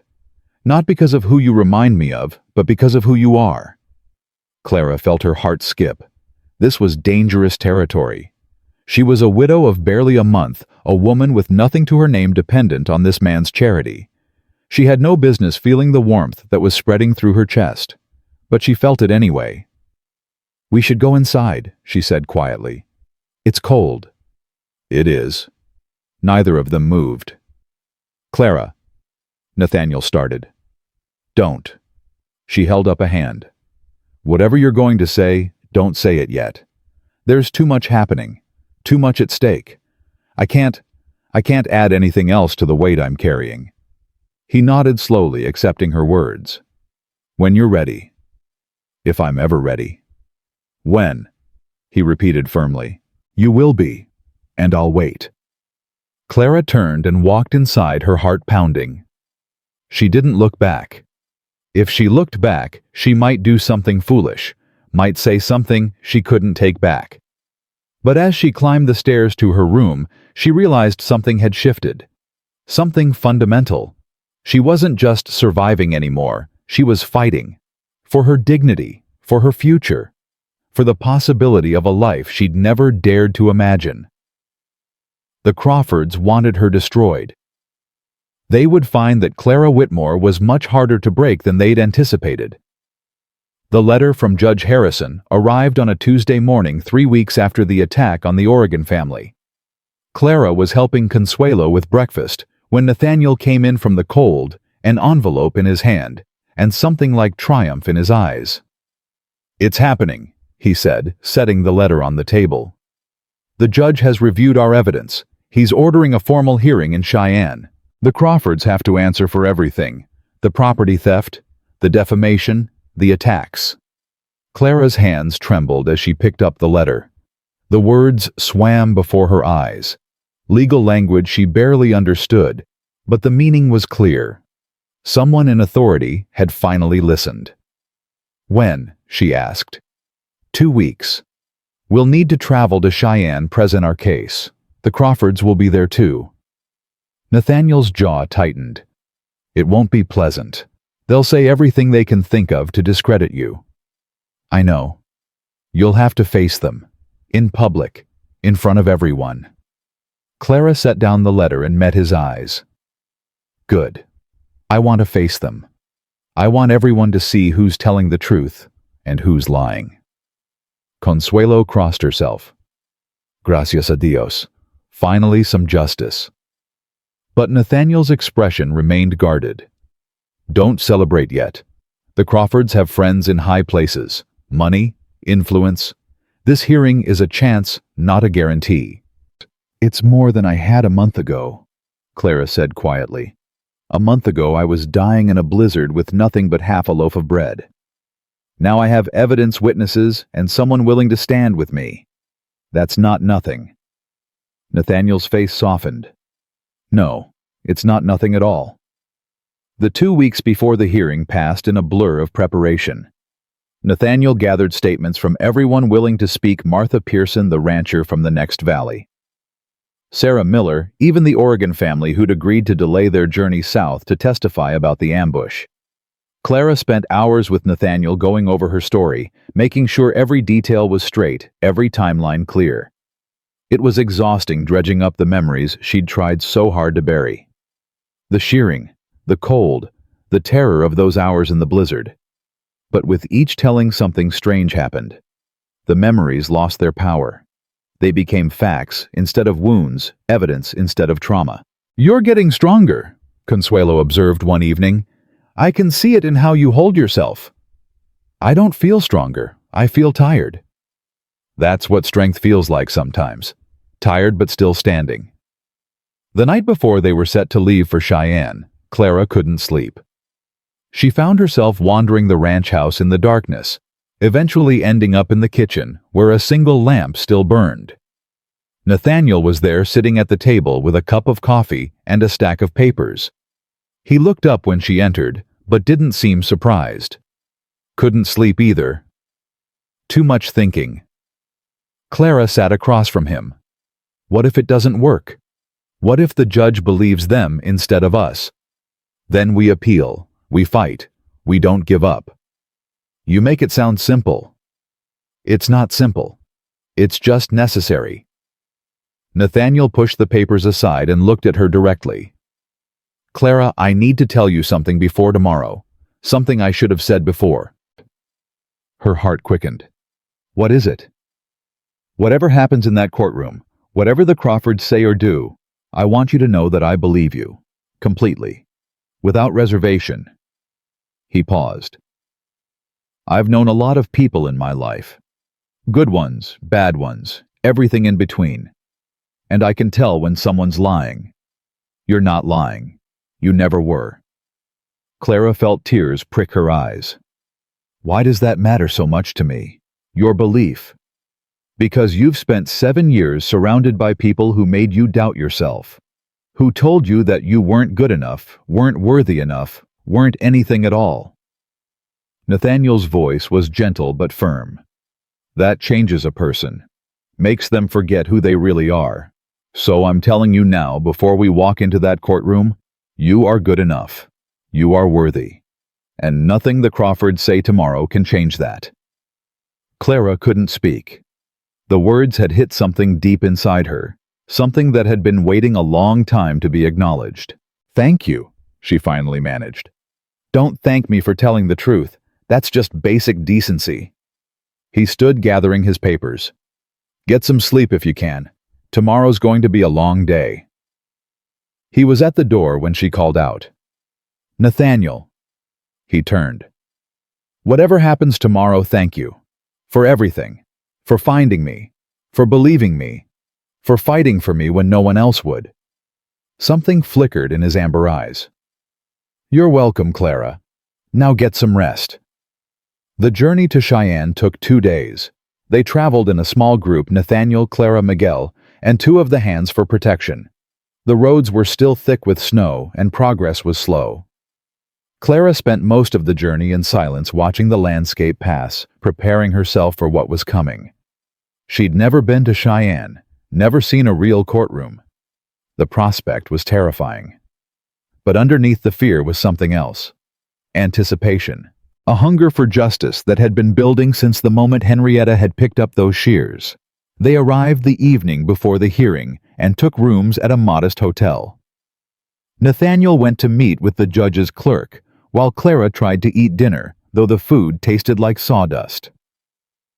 The Crawfords are already here, Nathaniel reported when he returned. They've got a lawyer from Denver. Expensive, slick. And we have me, the truth, and every piece of evidence we've collected over the past month. He sat across from her. It's going to be enough, Clara. It has to be. The courtroom was smaller than Clara had imagined, but it felt enormous when she walked in the next morning. Wooden benches filled with spectators, most of them strangers, all of them staring at her. At her short hair. At the woman who'd caused such scandal. The Crawfords sat at a table on the left side of the room. Marcus, Henrietta, and the 4 brothers, all dressed in their Sunday best, looking for all the world like respectable citizens wrongly accused. Their lawyer, a sleek man with a thin mustache, shuffled papers with practiced confidence. Clara took her place beside Nathaniel on the right side. Her hands were shaking, and she clasped them in her lap to hide it. Judge Harrison entered, a stern man in his 60s with gray hair and sharp eyes that seemed to miss nothing. He called the court to order and began reading the charges. Property theft, defamation, assault, conspiracy to commit fraud. The list went on, each item, another piece of the nightmare the Crawfords had created. Mr. Crawford, the judge said when he'd finished. How do you plead? Marcus stood, his face a mask of wounded dignity. Not guilty, Your Honor.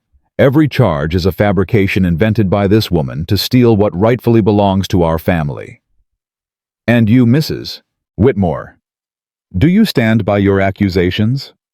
Clara rose on legs that threatened to buckle. I do, Your Honor. Every word is true. Very well. Mr. Hartwell, present your case. Nathaniel stood. He wasn't a lawyer, didn't have the polish or the training, but when he spoke, his voice carried the weight of absolute conviction. Your Honor, 3 months ago, Clara Whitmore was a respectable widow grieving her husband's death. Today she stands before you accused of crimes she didn't commit. Her reputation destroyed, her property, stolen, her very identity, stripped away by the people who should have protected her. He walked toward the center of the room, commanding attention without seeming to try. The Crawfords claim Mrs. Whitmore was unfaithful to her husband. They claim she was involved in an inappropriate relationship with a ranch hand named Jacob Brennan. But Jacob Brennan is here today willing to testify under oath that his only interaction with Mrs. Whitmore consisted of 2 brief conversations about repairing a fence. 2 conversations, in broad daylight, with witnesses present. The Crawfords' lawyer objected, claiming hearsay, but Judge Harrison overruled him. Nathaniel continued laying out the evidence piece by piece.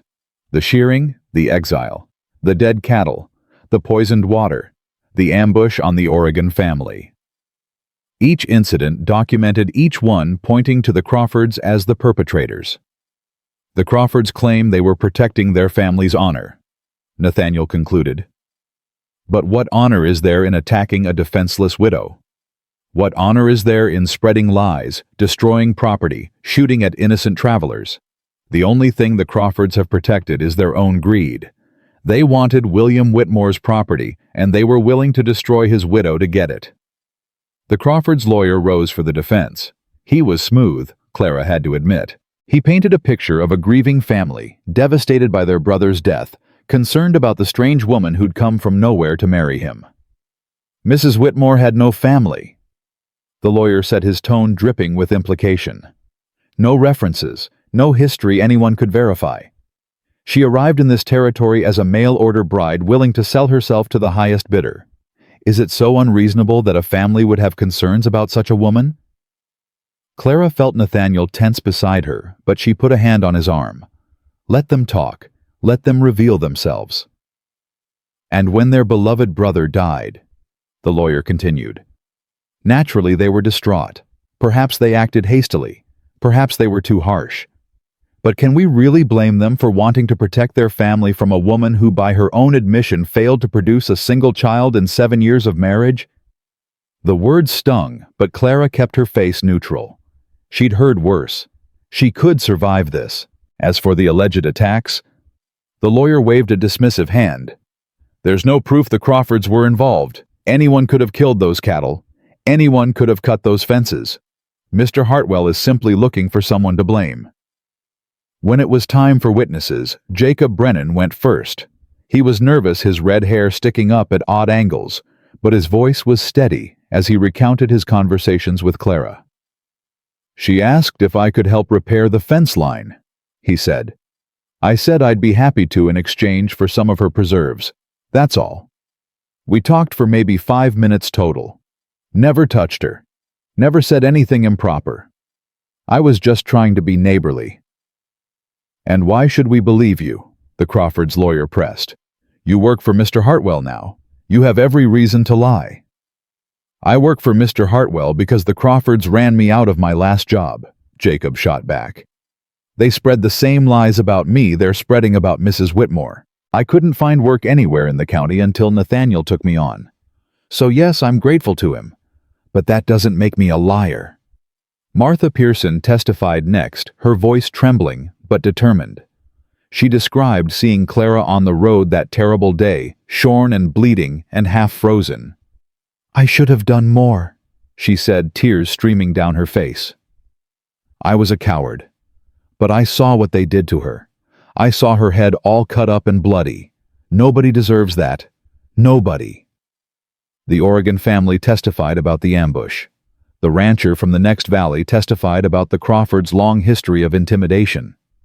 Even Sarah Miller took the stand, describing Josiah's confession that the family had planned Clara's humiliation for months. He said they were waiting for William to die. Sarah said, her voice barely above a whisper. Said they knew he was sick, and they wanted to be ready. They had the shears picked out before he even drew his last breath. The courtroom gasped. Clara saw Marcus's face go purple with rage, saw Henrietta's mask of innocence slip for just a moment. Finally, it was Clara's turn. She walked to the witness stand on legs that felt like they belonged to someone else.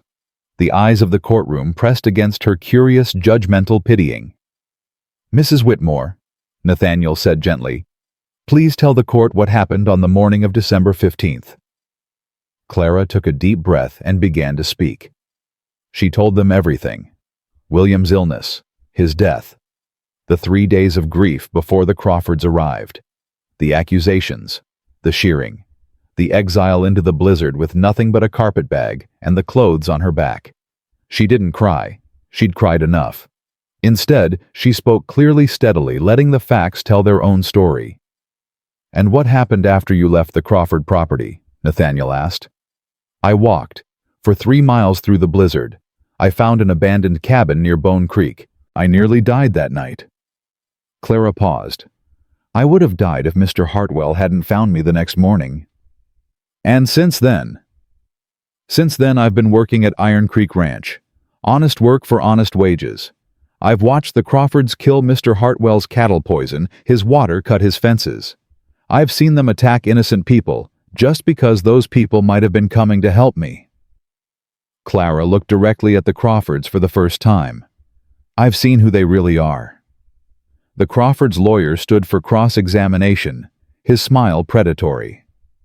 "Mrs. Whitmore, you claim to have been faithful to your husband. But isn't it true that your marriage was troubled?" "My marriage was complicated. William's family made sure of that." "Complicated how?" "They never accepted me. From the first day I arrived, they made it clear I wasn't welcome. They criticized everything I did, my cooking, my housekeeping, my appearance. They told William constantly that he'd made a mistake in marrying me." "And how did William respond to this criticism?" Clara hesitated. This was the part she'd dreaded. He tried to defend me at first. But over time the pressure wore him down. By the end he barely spoke to me at all." "So your husband had withdrawn from you. He was unhappy in the marriage." "He was dying," Clara said sharply. "He had pneumonia. He could barely breathe, let alone have conversations about our marriage." "But before the illness, would you say your husband was satisfied with his choice of wife?" Clara felt the trap closing around her.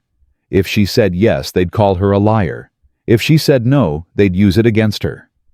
"I believe William loved me," she said carefully. "I believe he regretted that his family made our life so difficult.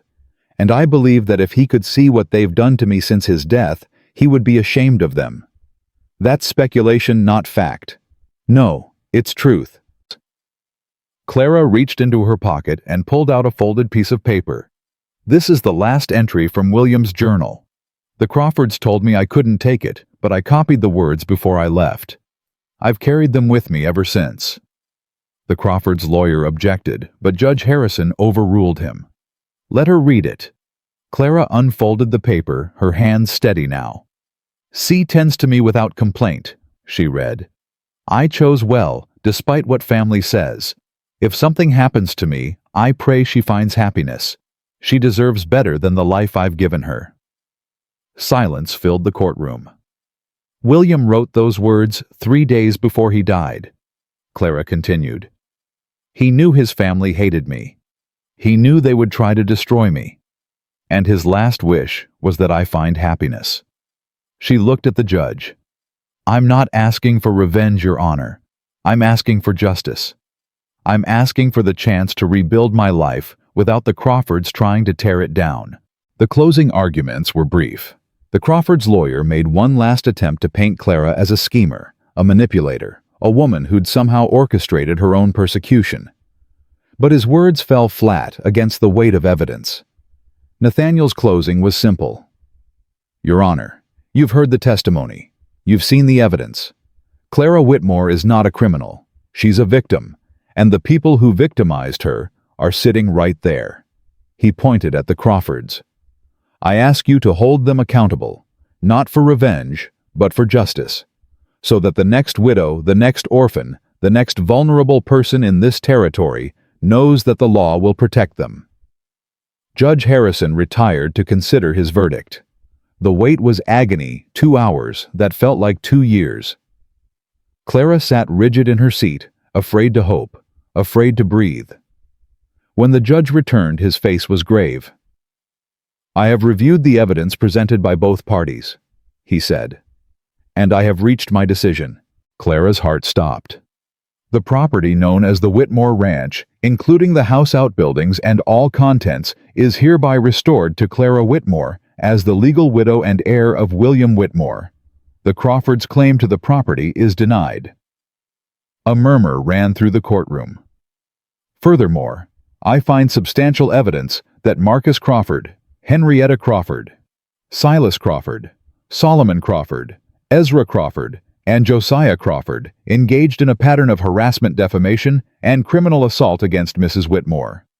Marcus Crawford is sentenced to 8 years in the territorial prison. Henrietta Crawford 5 years. The remaining brothers 3 years each. Clara couldn't breathe.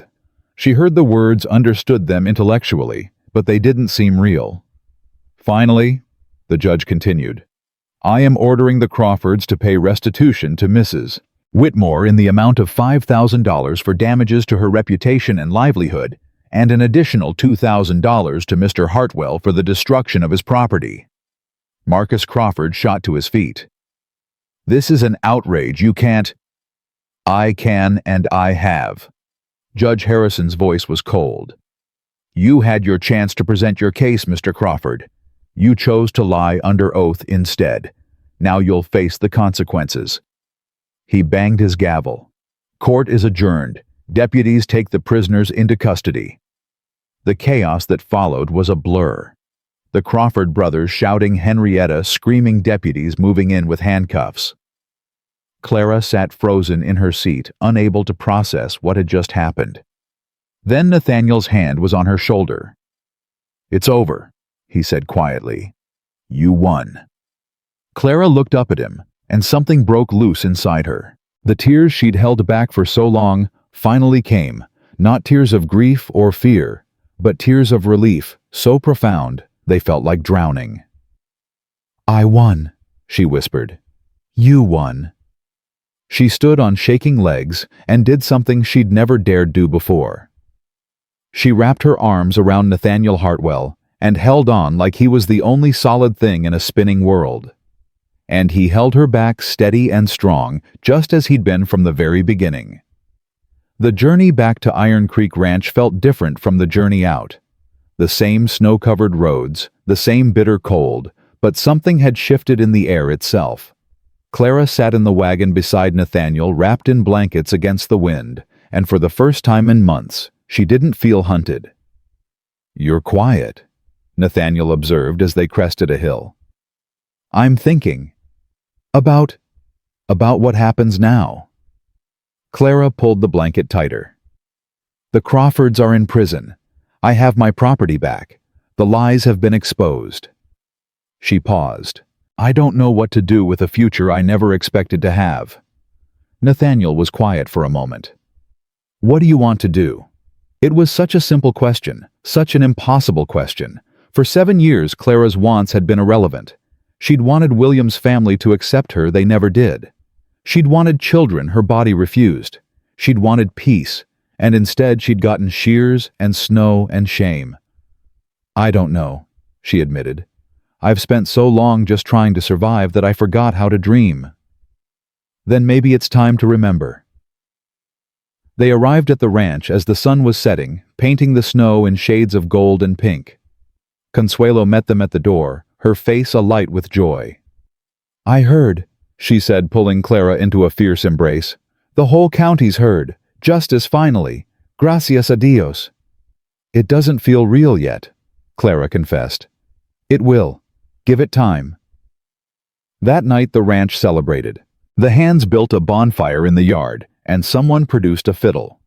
There was dancing and laughter, and more food than Clara had seen in months. She stood at the edge of the celebration, watching, still not quite believing she was allowed to be happy. You should dance, Nathaniel said, appearing beside her.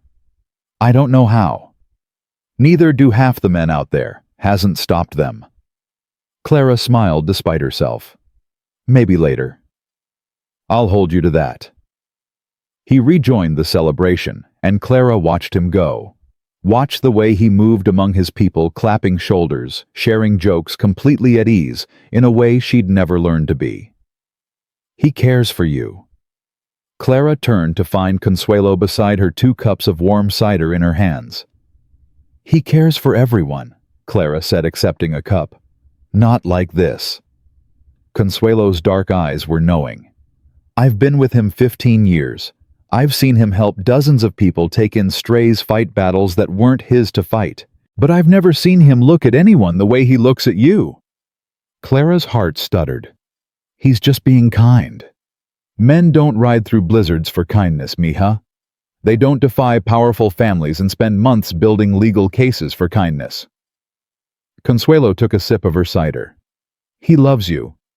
The question is whether you're brave enough to let him. Clara didn't answer. Couldn't answer.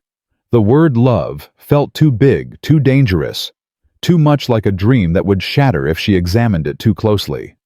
But that night, lying in her bed at Iron Creek Ranch, she let herself imagine a life here, a future here, with Nathaniel. The thought terrified her, and thrilled her, and kept her awake until dawn. The weeks that followed brought changes Clara hadn't anticipated. With the Crawfords gone, the county seemed to exhale. People who'd been afraid to associate with her suddenly appeared at the ranch with invitations and apologies. Martha Pearson came first, bringing a basket of preserves and a formal invitation to join the ladies' quilting circle. I know I wasn't brave when it mattered, Martha said, her eyes downcast, but I'd like to make amends if you'll let me. Clara accepted the invitation, not because she particularly wanted to quilt, but because isolation had been her enemy for too long. It was time to build connections, even imperfect ones. The quilting circle led to church suppers, which led to community gatherings, which led to something Clara had never had before: friends. Women her own age who'd heard her story and chose to believe her. Older women who clucked over her short hair and brought her tonics they swore would make it grow faster. Even a few men who touched their hats and nodded respectfully when she passed. You're becoming quite the celebrity, Nathaniel observed one evening, watching her sort through a stack of invitations. It's strange. 3 months ago, these same people wouldn't look me in the eye. People are complicated. They know right from wrong, but fear makes them forget. Now that the Crawfords are gone, they're remembering. Does it bother you that they only came around after it was safe? Nathaniel considered. Some. But I've learned that bitterness is a poison you drink hoping someone else will die. Better to accept the allies we have than to push them away for not being perfect. Clara set down the invitations and looked at him. Really looked at him the way she'd been afraid to since that night at the courthouse. You're a good man, Nathaniel Hartwell. I try to be. No, I mean it. I've known a lot of men in my life. William was decent, but weak. The Crawfords were monsters pretending to be human. The men at the orphanage, the men on the wagon train, the men in town, they were all just men. Looking out for themselves. But you're different. Different how? You look out for everyone else first. You put yourself in danger for people who can't repay you. You fight battles that aren't yours to fight.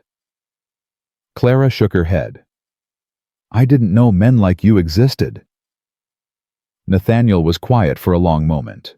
When he spoke, his voice was rough. I'm not as noble as you think. I have selfish motives too. Like what?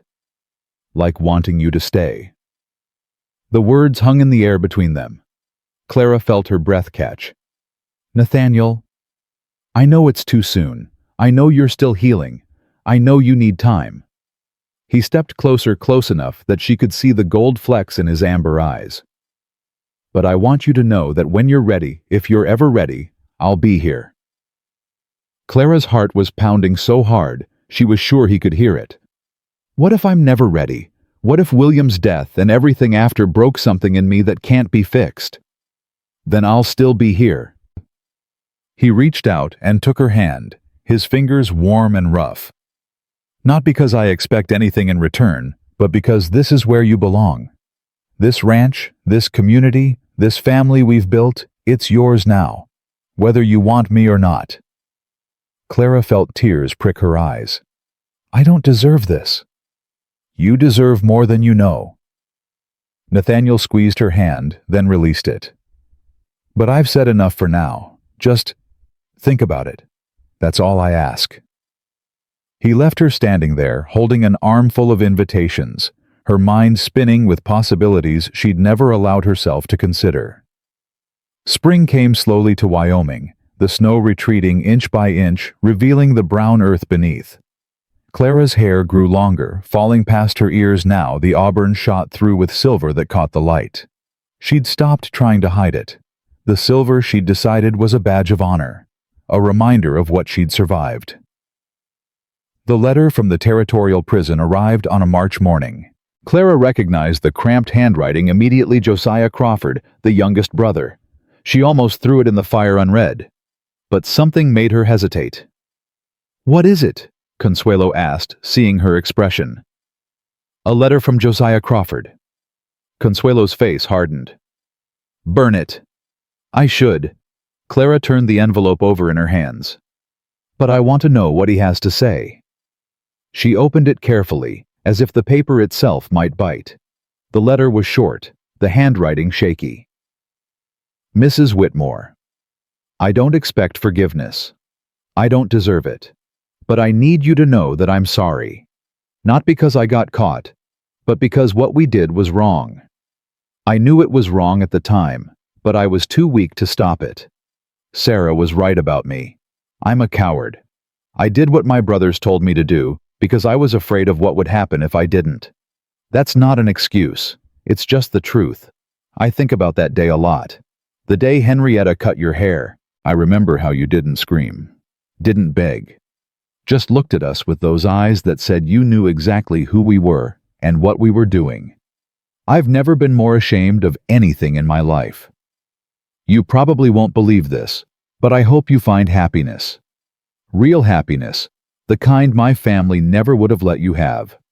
You deserve it more than any of us ever deserved our name. Josiah Crawford." Clara read the letter twice. Then she set it down and stared at the wall. "What does it say?" Consuelo asked. "He apologized." "Do you believe him?" Clara thought about it. About Josiah's nervous hesitation that day, the way he wouldn't meet her eyes. About Sarah's words. "He's not like the others. There's good in him, but he's too weak to stand up." "I believe he feels guilty," she said finally. "Whether that's the same as being sorry, I don't know." "What will you do?" Clara picked up the letter and walked to the fire. She held it over the flames for a long moment, watching the heat curl the edges. Then she pulled it back. "I'll keep it," she said. "Not to forgive him, not yet, but to remember that even the people who hurt us are human, that they have choices even when they make the wrong ones." Consuelo nodded slowly. "You've grown, mija. I've had help." The decision came to her on a quiet April evening, as unexpected as a spring thunderstorm. She was sitting on the porch watching the sun set, her hands wrapped around a cup of tea, when Nathaniel joined her. They sat in comfortable silence for a while, something they'd gotten good at over the past months. "I went to the Whitmore place today," Clara said suddenly. Nathaniel turned to look at her. "You did? First time since everything." She took a sip of tea. "I thought it would feel like coming home. It didn't." "What did it feel like? Like visiting a grave?" Clara set down her cup. "William is buried there. Our whole life together is there. The house we shared, the dreams we had, the disappointments we pretended not to notice. But I'm not there anymore. I left that person behind in the snow." "Is that a bad thing?" "No. It's just strange. I spent 7 years trying to make that place a home, trying to make that life work. And now I realize I was trying to force something that was never meant to be." Nathaniel was quiet, waiting. "I've decided to sell it," Clara continued. "The Whitmore place. I don't want to live there. I don't want to go back to being that person." "What do you want?" Clara turned to face him. The setting sun caught his eyes, turning them to molten gold. "I want to stay here," she said. "At Iron Creek Ranch. With you. With Consuelo and Miguel, and all the people who've become my family." Nathaniel's expression didn't change, but something shifted in his eyes. As a housekeeper, no. Clara took a deep breath. As your partner, your equal, and if you'll have me, as your wife. The silence that followed was the longest of Clara's life. Then Nathaniel smiled a real smile, the kind that transformed his weathered face into something young and hopeful. I was going to ask you, he said. I had a whole speech prepared, something about second chances and new beginnings. I stole your thunder. You did. He reached out and took her hand. Clara Whitmore, are you sure I'm a widower with too much land and not enough time? I'm stubborn and difficult and I work too hard. I'm probably the worst possible choice for...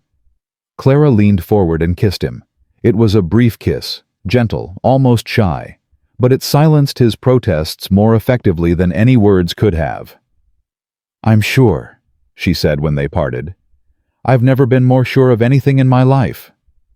Nathaniel cupped her face in his rough hands, his thumbs tracing the lines of her cheekbones. Then yes, he said. 1,000 times yes. They were married in June when the wildflowers bloomed across the Wyoming hills, and the days stretched long and golden. The ceremony was small, just the ranch family, a few friends from town, and Judge Harrison, who'd made the trip from Cheyenne to perform the ceremony himself. It's not often I get to see a happy ending, the judge said afterward. Most of my work involves putting bad people in prison. It's nice to see good people find each other. Clara wore a dress of pale blue, the color Nathaniel said brought out her eyes, and her hair, though still short, was long enough to pin up properly. She'd considered covering the silver strands, but decided against it. They're part of my story, she told Consuelo when asked. Why would I hide them? The wedding celebration lasted until well past midnight. There was dancing Clara finally learned with Nathaniel as her patient teacher, and singing and more food than anyone could eat. The ranch hands toasted the couple with increasingly elaborate speeches, and even Miguel, normally so reserved, wiped tears from his eyes when Nathaniel kissed his bride. That night in the room that was now theirs, Nathaniel held Clara close and whispered, "Thank you." For what? For surviving. For being brave enough to let me help. For choosing to stay. He pressed a kiss to her forehead. For giving me a reason to believe in second chances. Clara smiled against his chest. Thank you for finding me. I would have ridden through 100 blizzards. I know. That's why I love you. The years that followed were not without challenges. The ranch demanded constant work, and Wyoming winters remained brutal. There were setbacks and disappointments, moments when the weight of the past pressed heavy and the future seemed uncertain. But there were also moments of pure joy. The birth of their daughter Sarah, named for Nathaniel's first wife, with Clara's blessing. The expansion of the ranch made possible by the restitution money from the Crawfords. The founding of a school for the children of ranch families with Clara as its first teacher. And there were the people who found their way to Iron Creek just as Clara had. Women escaping violent husbands. Families fleeing persecution. Orphans with nowhere else to go. The ranch became known throughout the territory as a place of refuge, a last hope for those who had none. You're building something remarkable, Judge Harrison told Clara during one of his visits. This place, it's more than a ranch. It's a sanctuary. It's what Nathaniel's wife asked him to create, Clara replied. I'm just helping. You're doing more than helping, you're leading. Clara thought about that later, watching the sunset from her porch. Leading. Was that what she was doing? She'd never thought of herself as a leader. She'd spent most of her life following the rules of the orphanage, following the expectations of her husband and his family, following the path of least resistance. But somewhere along the way, that had changed. She'd stopped following and started choosing to survive, choosing to fight, choosing to build something worth having. The woman who had crawled into that frozen shack, shorn and broken, was not the woman who sat here now. That woman had thought her life was over. This woman knew it was just beginning. On the 5th anniversary of her arrival at Iron Creek, Nathaniel found Clara standing by the window of their bedroom, looking out at the land they'd built together. "What are you thinking about?" he asked, wrapping his arms around her from behind. "Henrietta Crawford." He tensed. "Why?" "She was released from prison last month. Did you know?" "I heard." "She sent me a letter. Asked to meet." Nathaniel turned her to face him. "Clara, you don't have to." "I know, but I want to." Clara met his eyes. "Not for her sake. For mine. I want to see who I've become by seeing who she still is." The meeting took place in the parlor of a modest boarding house in Cheyenne. Henrietta Crawford looked older than her years, prison having stolen whatever beauty she'd once possessed. But her eyes were the same sharp, calculating, searching for weakness. "You look well," Henrietta said, her voice carrying an edge. "I am well. I heard you married Hartwell, built quite the empire out there." "We've done well." Henrietta's lip curled. "Must be nice, landing on your feet after everything." Clara studied the woman who had caused her so much pain, the hands that had wielded the shears, the mouth that had spoken such cruel words. 5 years ago, this woman had held absolute power over Clara's fate. Now she was just small, bitter, and broken, and utterly without power. "Why did you want to see me?" Clara asked. "I thought—" Henrietta hesitated. "I thought you might help me. Put in a word with some of your fancy friends. Help me get back on my feet." Clara almost laughed. Almost. "You thought I would help you. You helped Josiah. He told me. Said you wrote back to him, said you forgave him. I said I was working toward forgiveness. That's different. But you helped him find work when he got out. You gave him a chance. Josiah showed remorse. Real remorse." Clara leaned forward. "Have you ever been sorry, Henrietta? Not sorry you got caught. Not sorry things didn't work out. Sorry for what you did to me." Henrietta's face hardened. "You took everything from us." "I took nothing. You destroyed yourselves with your own hatred." Clara stood. "I came here hoping to find some sign that you'd changed, some indication that the years in prison had taught you something. But you're exactly the same person who held those shears 5 years ago. And you're still the same worthless—" "No." Clara's voice was quiet but firm. "I'm not. That's the difference between us. I grew. I learned. I became someone better than the scared, broken woman you tried to destroy." She walked to the door. "Goodbye, Henrietta. I hope you find peace someday, but I won't be the one to give it to you." She left without looking back. That evening, sitting on the porch of Iron Creek Ranch with Nathaniel beside her, Clara felt something settle in her chest. A final closing of a door she hadn't realized was still open. "How do you feel?" Nathaniel asked. "Free," Clara said. "For the first time truly free." He took her hand. "You always were, you know. Even when they tried to take everything. They couldn't touch what made you who you are." Clara leaned her head against his shoulder and watched the stars emerge one by one in the darkening sky. She thought about the woman she'd been, the orphan, the mail-order bride, the wife who was never quite good enough. She thought about the shearing, the blizzard, the shack where she'd nearly died. She thought about Nathaniel's face appearing in the doorway, about 4 words that had changed everything. "You're coming with me." He hadn't just been offering her rescue. He'd been offering her a future, a chance to become someone she'd never imagined she could be. And she'd taken it. Despite the fear, despite the doubt, despite every voice in her head telling her she didn't deserve it. She'd taken it, and she'd made it hers. Clara Abigail Hartwell watched the stars wheel overhead and knew with absolute certainty that she was exactly where she was meant to be. Not because a man had saved her, not because justice had been served, not because the Crawfords had been punished, but because she had chosen this life, fought for it, earned it through every tear and every terror and every moment of refusing to give up. The woman they had tried to destroy was gone. In her place stood something far stronger, a survivor, a leader, a builder of sanctuaries. A woman who had walked through fire and emerged not diminished, but forged.